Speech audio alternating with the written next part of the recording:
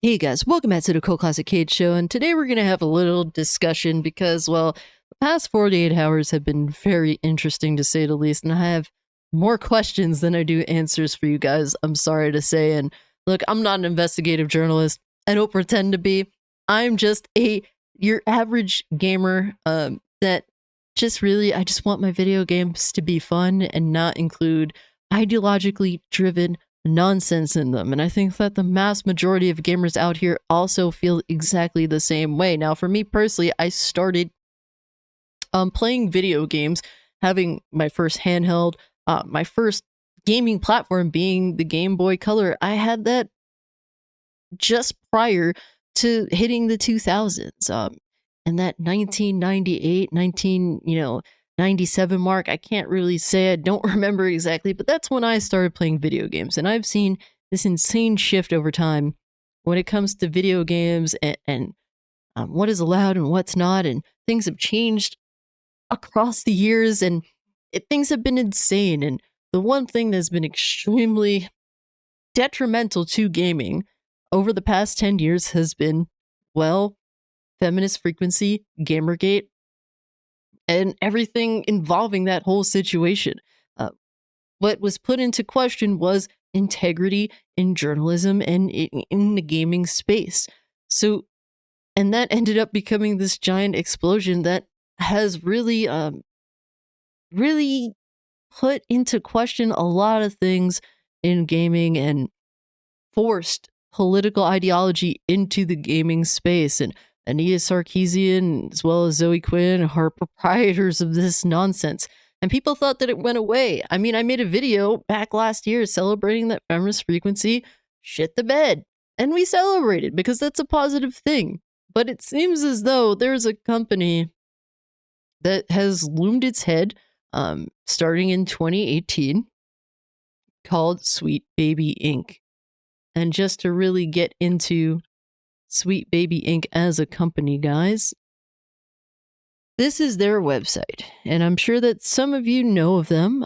You've had discussions with me on my live streams, and I haven't made a video discussing this company because, well, I just don't really know what discussion to have. And honestly, I'm just freeballing right now because, I mean, I like to dissect video games and just topics and just break down my issues or voice the things that I like. So talking about Sweet Baby Inc. is like this weird thing where how do I have a discussion about this? Because like I said, I'm not an investigative journalism. I'm not even a smart person. I'm just your average dumbass gamer that just wants good video games at the end of the day. But Sweet Baby Inc., founded in 2018. Sweet Baby Inc. is a narrative development and consultation studio based in Montreal and working around the globe. Our mission is to tell better, more empathetic stories while diversifying and enriching the video games industry. We aim to make games more engaging, more fun, more meaningful, and more inclusive for everyone. And look, man, a lot of this, a lot of these terms that they use is typically in sync with social political ideology being forced into the entertainment space. And this has been plaguing us for how long now? Too long. The past decade. Now, out of all their games that they've voiced that they worked on, the only one that I have played personally is Spider-Man 2. And what I could say about Spider-Man 2, I made an entire review on it. It's actually one of my most viewed videos on the channel. I think it's my second most. And what I said, essentially, to sum it up, is I really like the gameplay. The gameplay itself improves upon the first game, but the narrative, the characters, the story itself really takes a nosedive from the first game. There is a lot of, political ideology that's forced in there. There's definitely a lot of sus things that people definitely roll their eyes at. I live streamed the game for you guys. The main story I live streamed. I still do have it on a channel. I believe it's unlisted under, I forget which playlist it is, but you could find the gameplays that I have that I've unlisted, and you could look for yourself, and you could tell, that there's some eye-rolling moments, not just for me, but for the chat. And I believe that Sweet Baby Inc. involved in this, and they're responsible for story consultation, I believe that they indeed were one of the primary reasons why this story did, in fact, take a nosedive in quality in comparison to the first game. They didn't enrich the game by any means. They made it, honestly, in some instances, some parts of the story genuinely insufferable. Now, I can't speak to these other games, but I've heard some things about some of these other games, specifically stuff like Suicide Squad. I've seen cutscenes of Suicide Squad, and they worked on the script writing, banter, and trust me, some of that banter is absolutely cringe-inducing garbage. Cutscenes, barks. I don't know what that means in audio logs. I've seen some of these cutscenes, and yeah, not impressed at all. They haven't enriched anything, at least from what I've seen. The game itself has plenty of issues, not just the narrative. But to basically, guys, get into why we're having this discussion topic, well, we have to discuss a little Steam curator, this curator page called Sweet Baby Ink Detected. Now, this has since, over the past couple of days, gained a whole lot of traction, guys, particularly because, well, the pushback that the existence of this page has garnered. And all they simply do is list all the games that Sweet Baby Inc. is involved in. And they provide the proof being on their website. This is all public information. It's provided by Sweet Baby Inc.'s website themselves. And they even provide, actual proof of this. And apparently this became a huge issue. Now, the individual who did make this curator page is right here, Krampus Rambo. And they've definitely not given a shit about what, well, the company and their employees think about this. And really what they're doing is nothing necessarily nefarious. They're just making people aware of the games that Sweet Baby Inc. is involved in, having a Steam page around it. And they have since been blocked by, well, Sweet Baby Inc. employees. And we have to discuss some of these Sweet Baby Inc. employees, guys. Because this individual right here, Chris Kindred, is a narrative designer for Sweet Baby Inc. And they had a serious issue with the existence of this Steam curator page. And just to get into the details, well, they said the Steam curator harassment group Sweet Baby Inc. Detected is led by this person. And they've done their research to find the person. I don't know how, but when I saw this, I immediately said, well, I'm going to follow this person and I'm going to follow this Steam curator page. So the Streisand effect is definitely at play. I've watched the page gain so much traction since then. A Discord is now a thing surrounding this individual who made the curator page. And yes, well, we see what this person is trying to do, and it's not working. In fact, it's doing the opposite of what they were trying to do. But to discuss what they were trying to do there, they said, here's them trying to be slick so they don't get reported, even with the discriminatory language filed off. The group itself still fails the code of conduct. And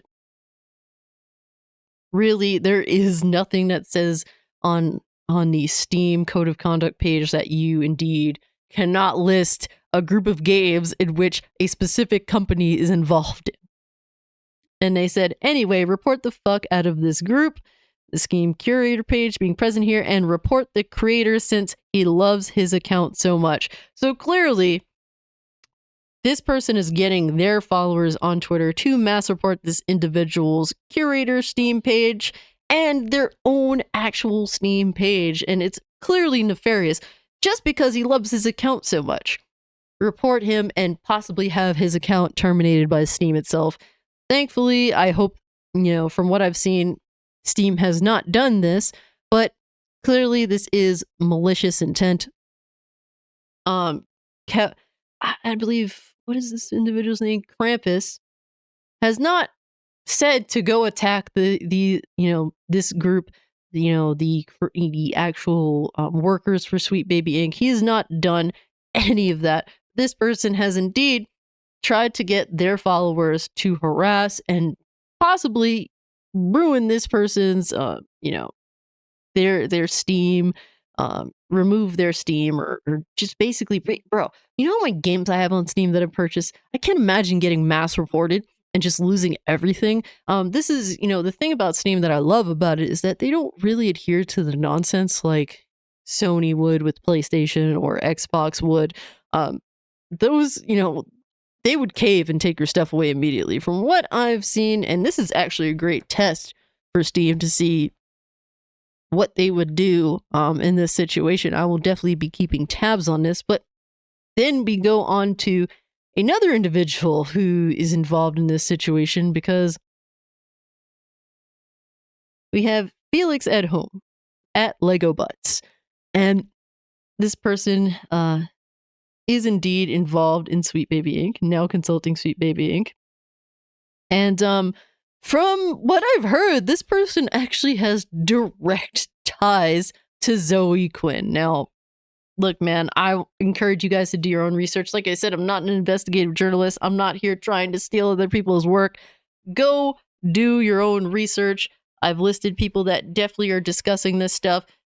Oh no, it's Alex, Kyle, oh my gosh, Tanga Plays. Like, I've listed some of these people. There's even more out here discussing this stuff. Kyle has definitely made me aware of some of it. So shout out to Kyle. These are people that are definitely doing a lot of research and are really presenting all this. And I'm just the person, I'm just the average gamer, just looking at all this stuff go down. This person potentially being directly involved with Zoe Quinn, an individual that is the reason why Gamergate even went down the way that it did. Zoe Quinn is a very nefarious person, and the people around her, nefarious indeed. They've been known for having groups to get people to mass report individuals, all allegedly. But this person has also, voiced their disdain and went on a long Twitter thread tirade around all this and their thoughts around it all. But they said, for example, Steam doesn't have guidelines for curators, as far as I can tell, and that would prevent someone from starting a curation group that focuses on, say, Sweet Baby Inc. and warns people to not buy games they're associated with, which could not list any games at all. And this is, early on when this was created, but this person clearly just wants complete total submission. Sweet Baby Inc., their Twitter page has been locked for a while, been keeping tabs. I actually follow a lot of these clowns because, hey, my Twitter page is filled with a lot of people that I don't personally like, that I do happen to follow. So me following someone is not an endorsement of them by any means.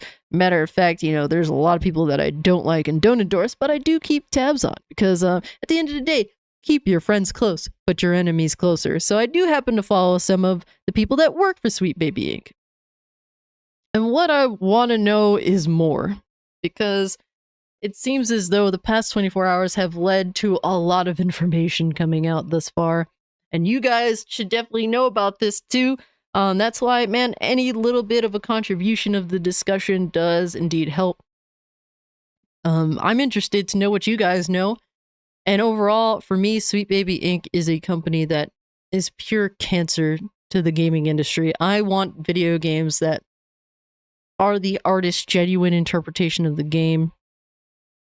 Not influenced by, does it have enough of this or that? Or, is this too hardcore for to be in the video game? Like, no, I just want the genuine interpretation. Let the ESRB decide what to rate the game, and for the creators to follow accordingly.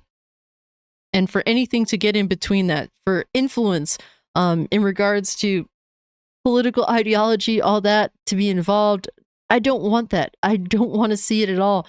From my knowledge, the one game that I do own, that I've played through, that involves Sweet Baby Inc. being Spider-Man 2, is absolutely terrible and a downgrade from the first game in regards to specifically what they were involved in.